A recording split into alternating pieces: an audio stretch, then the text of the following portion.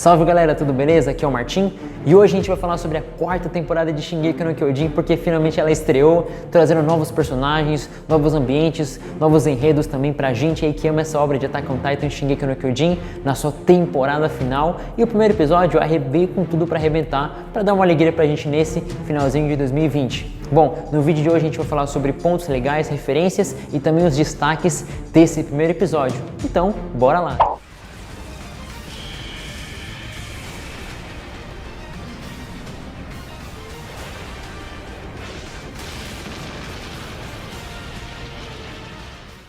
O mundo além das muralhas. A nova temporada abre aí com a perspectiva de novos personagens e de um novo mundo. A gente terminou a terceira temporada ali vendo de que existe alguma coisa fora das muralhas. Foi a boa revelação bombástica aí que nos encerrou a temporada passada e agora a gente começa vendo um campo de batalha em que a gente é apresentado a personagens novos, a gente vê crianças no fronte de batalha, a gente vê outros personagens ali militares combatendo, a gente vê ali um confronto entre uma nação chamada de Marley e também a outra chamada Aliança e do Oriente Médio.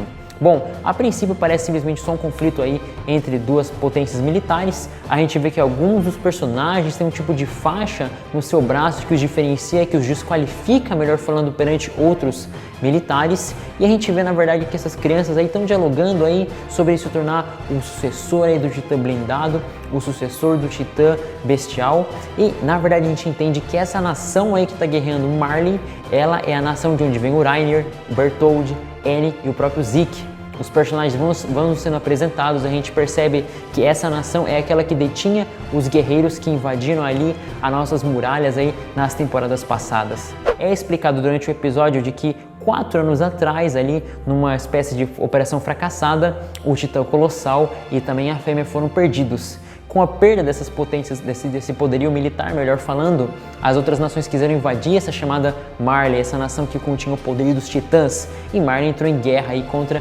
esses grupos. A gente vai ver na batalha bem interessante de que a outra nação tem um poderio tecnológico, tem na verdade um tipo de trem blindado, tem canhões chamados aí anti-titã.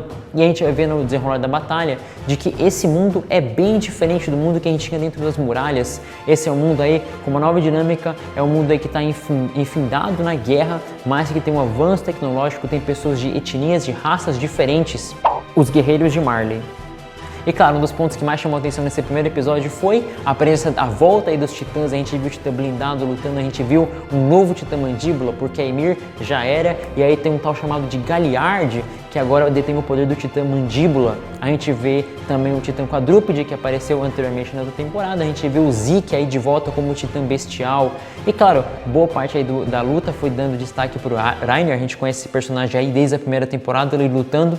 Mas a gente vê que esses titãs aí, que antes eram quase como absolutos aí, tiveram bastantes dificuldades aí contra os inimigos, a Aliança do Oriente Médio. A gente vê que esses inimigos têm um poderio tecnológico que consegue até mesmo machucar, ferir drasticamente os titãs. O Reiner ele é severamente danificado durante a batalha. A gente vai percebendo que os titãs não são tão fortes assim agora, quando a tecnologia avança. Foi bem legal ver os titãs de volta aí e a gente entender como é que a disciplina militar aí dessa nação, dessa ditadura militar de Marley, faz com que os titãs possam lutar. Os titãs realmente são armas de guerra. Os 4 titãs que a gente teve apresentados aqui eram simplesmente armas de guerra que estavam ali para derrotar aquele chamado Forte de Slava, e também que estava ali atrás tinha um porto com vários navios inimigos.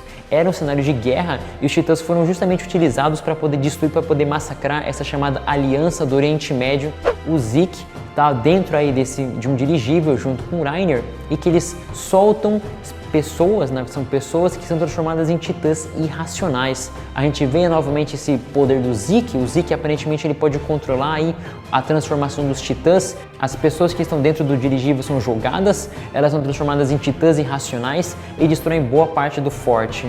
A gente vê justamente então que Marley faz uso como uma grande ferramenta desses titãs mais uma vez, e isso foi capaz de vencer todo esse conflito militar. Mas no final fica ali um questionamento, né, que o poder dos titãs, a era em que os titãs eram absolutos, a era em que os titãs tinham completo domínio, estava acabando, porque a tecnologia dos outros países estava avançando e agora Marley precisava ir em direção do Titã Fundador. O que será que é isso? Mais pra frente, mais para os próximos capítulos, aí a gente vai estar entendendo o que significa aí toda essa dinâmica aí e esse Titã Fundador que deve ser importante para Marley.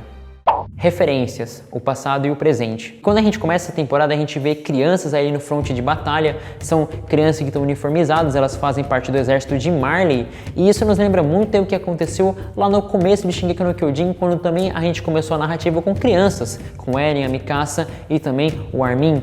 Aqui dessa vez a gente vê outros personagens, a Gabi, a gente vê o Falco, também a Zofia e o Udo. E é bem interessante que esses personagens são um tipo de paralelo entre si, porque daquele momento a gente via a perspectiva de quem estava olhando por de dentro das muralhas, a perspectiva do Eren. E aqui a gente é apresentando uma personagem que lembra muito a personalidade do Eren. Ela é determinada, ela tem um caráter forte, ela quer ir pra frente, ela quer se arriscar, que é a Gabi. A Gabi, por outro lado, ela fala tanto de liberdade que lembra muito o Eren. Ela quer se libertar, quer libertar os Eldianos, a etnia que ela faz parte. Só que dessa vez ela tá olhando pelo ponto de vista de alguém que está fora das muralhas. Lá no começo de Shingeki no Kyojin a gente vê a perspectiva aí do Eren por dentro das muralhas, aquela criança sonhadora que queria aí explorar o que existia por detrás das muralhas, o que tinha além de tudo aquilo, queria alcançar uma liberdade. É bem legal ver essa referência entre passado e também o presente, de alguém que olhava por detrás das muralhas, por dentro das muralhas, melhor falando, de alguém que olha por de fora e quanto eles têm semelhança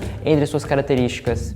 Outra coisa curiosa que a gente vê também é um certo tipo de preconceito com alguns soldados que estavam com faixas, aqueles chamados de Eldianos, são tratados basicamente como lixo e estavam mesmo prontos para serem utilizados como soldados suicidas. Então a gente vê que esse preconceito que existe entre os Marleynianos e os Eldianos e que com certeza vai ser explorado adiante, claro, além da gente entender que Marley é uma ditadura militar, o que lembra muito os diferentes tipos de ditaduras que a gente teve aí no século XX, como ditaduras fascistas, nazistas, comunistas. A gente vê que esse tipo de estrutura remete muito às referências que a gente tem no nosso mundo real, de ditaduras opressoras, ditaduras que perseguiam etnias e que estavam sempre em guerra buscando algum tipo de objetivo aí.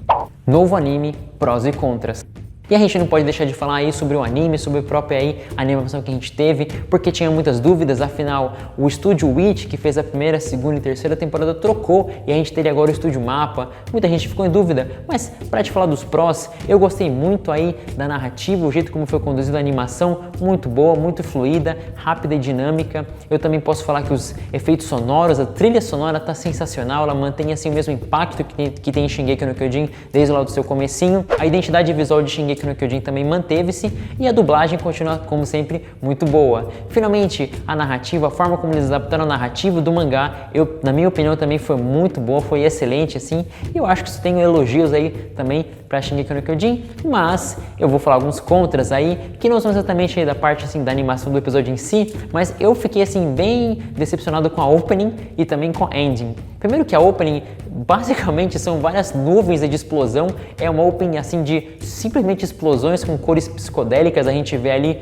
várias explosões com cores diferentes e só. Na verdade, a abertura ela vai repetindo várias cenas com um ângulo diferente ali, coloca algum tipo de referência aí, algum titã, referência à guerra, corpos ali caídos, mas não traz nada interessante. Então, assim, vou te falar que a opening me decepcionou um pouquinho e também a ending foi bem rápida. Ela trouxe, assim, alguns tipos de animação ali que remetem a algumas cores, alguns feixes de luz, assim, mas ficou nisso aí. No final a gente simplesmente teve aí o Falco aparecendo o Falcão, parece alguma coisa sugestiva, não sei, mas ficou nisso também a ending. Então eu vou te falar que decepcionou um pouquinho. E para falar também de um ponto neutro, que eu vou te dizer que não ficou nem bom nem ruim, foi a questão das cores, a paleta de cores que utilizaram e as sombras. Dá pra ver que teve uma mudança de estúdio, eu acho que a animação tem sim um aspecto visual diferente, não que seja ruim, mas é diferente, a gente não tá exatamente vendo a animação do estúdio Witch, dá pra ver as pequenas diferenças entre as cores, entre as sombras, mas eu vou te dizer que tá um anime sensacional, apesar daí dos contos que eu falei, assim, de resto tá muito legal, eu gostei muito desse primeiro episódio de Shingeki no Kyojin e tô aí esperando o próximo episódio também. E no finalzinho a gente tem um personagem misterioso ali comprando o jornal, tô bem animado pra ver quem que é esse personagem que vai ser apresentado, provavelmente, espero que ele tenha assim uma certa relevância. E, bom, esse foi o nosso vídeo sobre Shingeki no Kyojin, o episódio 1 da quarta temporada. Deixa nos comentários aqui a sua opinião. Que aspecto você mais curtiu? Gostou aí da apresentação dos personagens novos? Gostou de ver os personagens antigos aí, os titãs? Então diz pra gente aqui nos comentários, deixa seu like, se inscreve no canal e apoia aqui o trabalho do Duoverso. A gente fala de animes, mangás, sempre com pontos legais, referências culturais e detalhes pra você que ama essas obras. Obrigado e até uma próxima!